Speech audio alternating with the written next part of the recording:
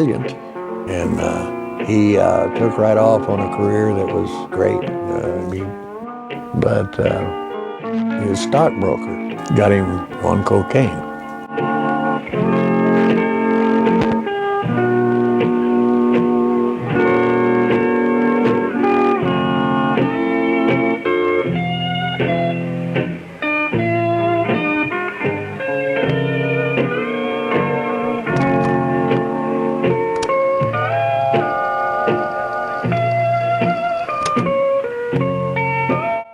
The steel guitar you just heard belongs to a ghost, and his name is Vance Terry.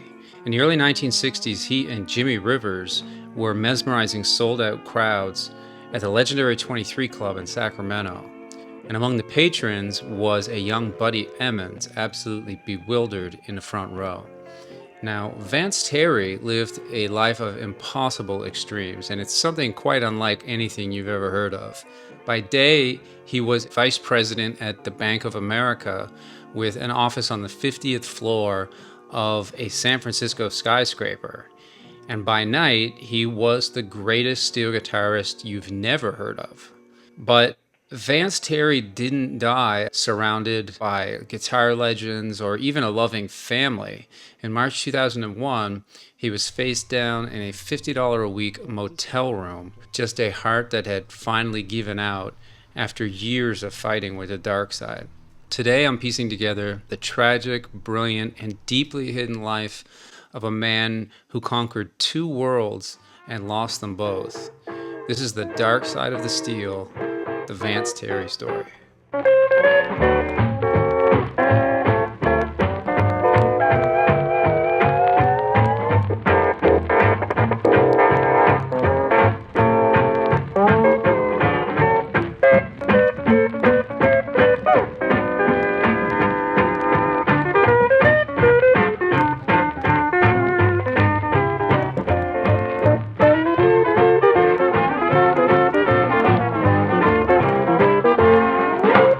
Born in 1934, Vance Terry grew up in Sacramento, California, and as a kid listened to Noel Boggs and Joaquin Murphy, whose styles he would go on to refine and even surpass as an adult.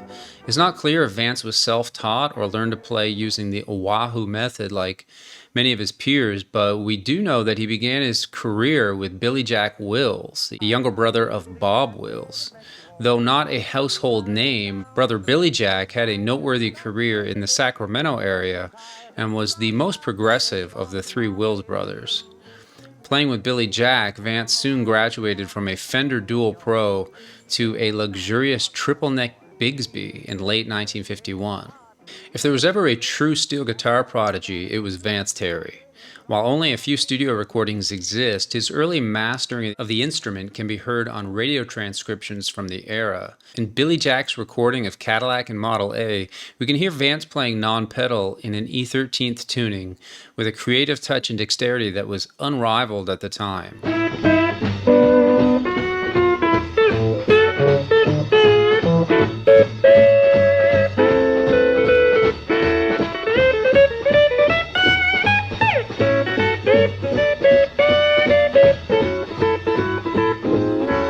Author Guy Condell described Vance as demonstrating that the steel guitar could fill a valuable role both as an instigator of driving rhythms and a lead voice as wild and abandoned as any electric guitar. In 1954, due to the rising popularity of rock and roll, the King of Swing Bob Wills abruptly altered his career path by relocating home to the Wills Point Club in Sacramento. He took control of operations, merging Billy Jack's band with his into an expanded version of the Texas Playboys. This brief reincarnation bore one tremendous hi-fi Decca studio recording, which is to date the most sonically pleasing example of Vance's playing.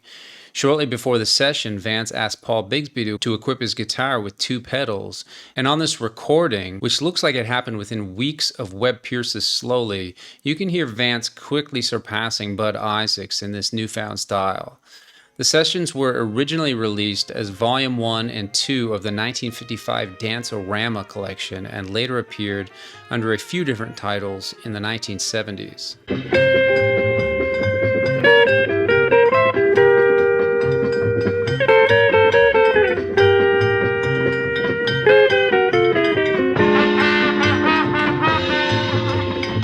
It's right about this point where Vance Terry abruptly altered his own career path by abandoning music to undertake finance studies at Chico College. Vance was hoping and planning for a new career in banking. In fact, he hadn't played steel guitar in over 2 years when he moved to San Francisco to work as an auditor.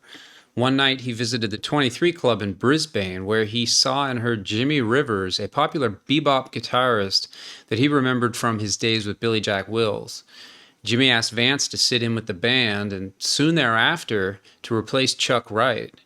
I was older than Vance, not, I couldn't be his grandpa or anything like that, but he was always like a son to me, like a kid. And that's the way I treated him, and I actually helped pay his way through college. Vance and I hit it off pretty good on, especially working in harmony, work together and things like that. And we had a pretty kicking little group there for a while.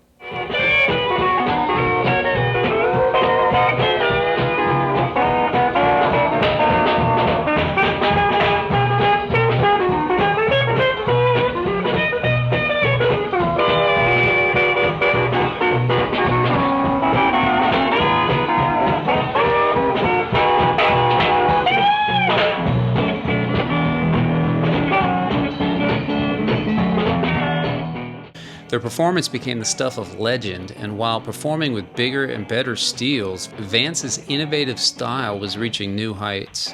In 1958, Terry had graduated cum laude from Chico State with a business degree. It turned out that Vance wasn't just a steel prodigy, but a banking prodigy in the making. Those who knew him say he was as gifted with numbers as he was with the pedals of a steel guitar. In just a few years, Vance worked his way up to become vice president of the leasing division at Bank of America. Let me just repeat that. Vance Terry was VP of leasing for one of the biggest banks on earth. His office sat on the 50th floor of the Bank of America building in downtown San Francisco. Terry married his second wife, Retta, and by the end of the 1960s, they had a multi-million-dollar home in Novato overlooking the Marin Country Club. Already the father of a young son and daughter, Terry adopted Retta's 4 children, and by all accounts, these were happy days. I got to rock my baby, rock-a-bye baby blue.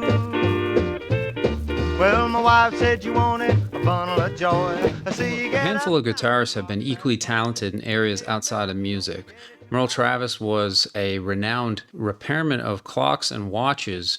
Sneaky Pete was a working cartoonist. But to excel in finance and business is a very unusual talent for a working-class musician. It leads me to believe that Vance likely had a touch of the rare genius code that very few people are naturally gifted with.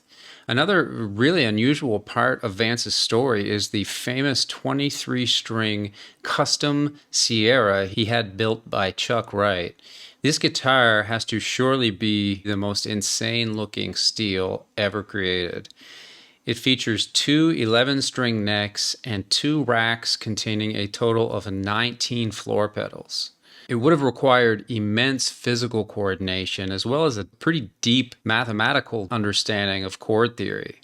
It's hard to know how much he might have influenced players like Buddy Emmons and Curly Chalker, but there's no denying that his complex chords and driving rhythm are very evident in both of their playing. The Brisbane Bop CD compilation of Jimmie and Vance's work together states the recordings are from 1962 and 63, but Jimmie Rivers said in his 2002 NAMM interview that the actual dates of those recordings go back as early as 1955.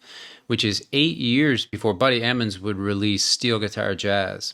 And if you listen closely to those recordings, you can hear what very much sounds like a pre-Showbud Bigsby guitar with just 2 or 3 pedals installed. By the end of 1964, Jimmie Rivers and the Cherokees disbanded, with Vance moving to Redwood City. Jimmie and Vance lived separate lives from there on. He took right off on a career that was great. He became a vice president of Bank of America leasing thing. He was handling big deals all over the country and just making money hand over fist. But his stockbroker got him on cocaine. There's an old saying that one hit is all it takes, and sadly for Vance Terry, it was true. he became consumed. In the following year, he mortgaged their Novato home to support ever-growing financial troubles. According to his daughter Rosalind, Vance and Retta were deeply in love, but Vance had such an addictive personality that the drugs literally tore their relationship and family apart. He had been a wonderful father until that time, she said, but I saw him become very reclusive and paranoid. He'd lock himself in his office for days at a time. And this is where the Vance Terry story really gets dark.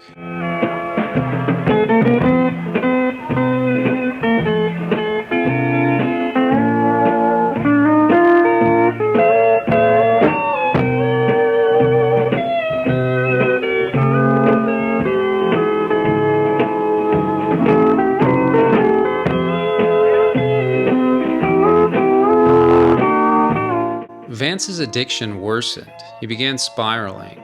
He started trying other narcotics and binge drinking. Things started to fall apart. He was forced to resign from Bank of America, and sadly by the 1990s, he was living on the skids. Several people, including musicians, tried to intervene, and in what must have been a surreal moment, a 1992 revival of interest led to a one-night-only sold-out Jimmie Rivers Vance Terry reunion in San Francisco.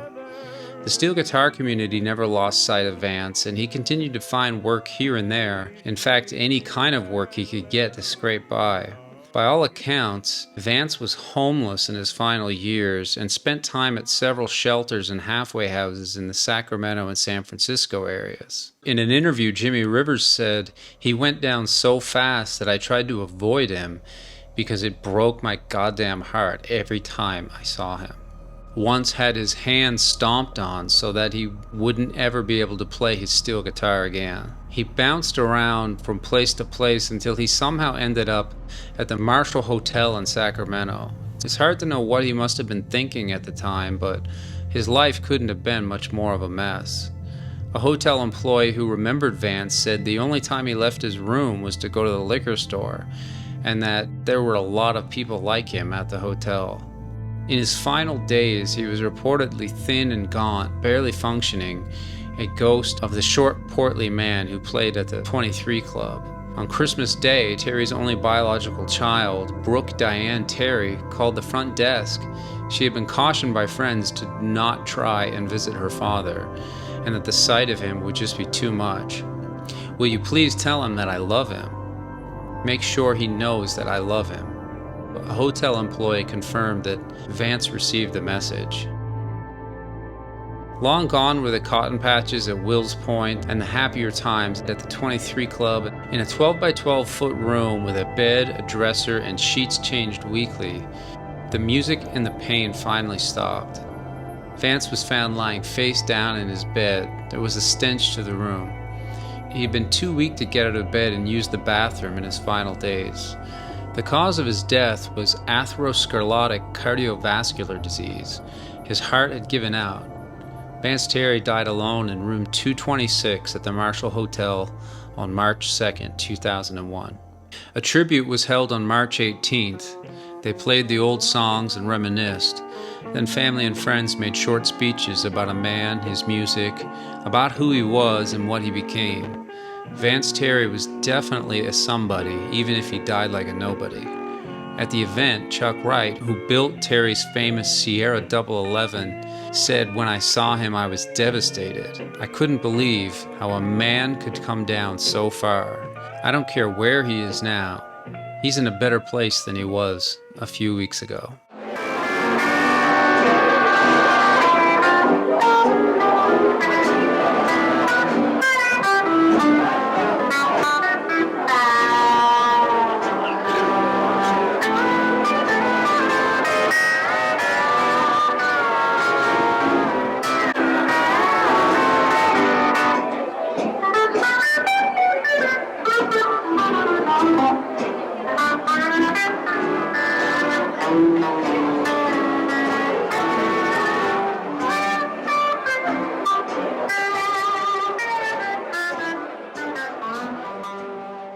To this day, steel players study Vance Terry's technique, his sound, and his chord progressions, and his steel guitar became a major part of country western music. Vance Terry was one of the very first pedal players and one of the great innovators of the instrument. And Terry's often discussed on the Steel Guitar Forum by members from all over the world, despite just a few recordings existing of his work. His old guitars are now collector's items, and for good reason. Buddy Emmons, Paul Franklin, and Jerry Bird have all been cited as the greatest steel guitarist of all time, but if you ask hardcore fans, Vance Terry's name will come up. Some say he was the greatest to ever sit at a steel guitar, with or without pedals. And if you'd like to explore his catalog, you can join me for a thorough review of his work at my other channel, iHonky Tonk Vinyl, where I cover all things vinyl records, CDs, and cassettes. I don't know why we're so drawn to the dark side, the jerks, the addicts, the horror stories.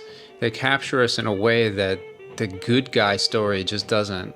I guess that's human nature. But when it comes to Vance Terry, don't just think of the sadness and Room 226. Think of the great playing.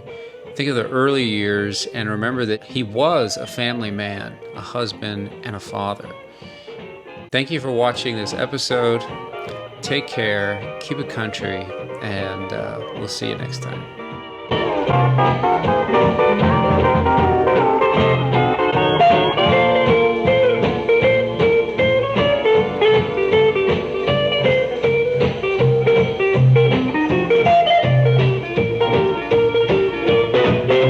It's all your fault if I'm not sleeping. I live on dreams instead of being just a wreck.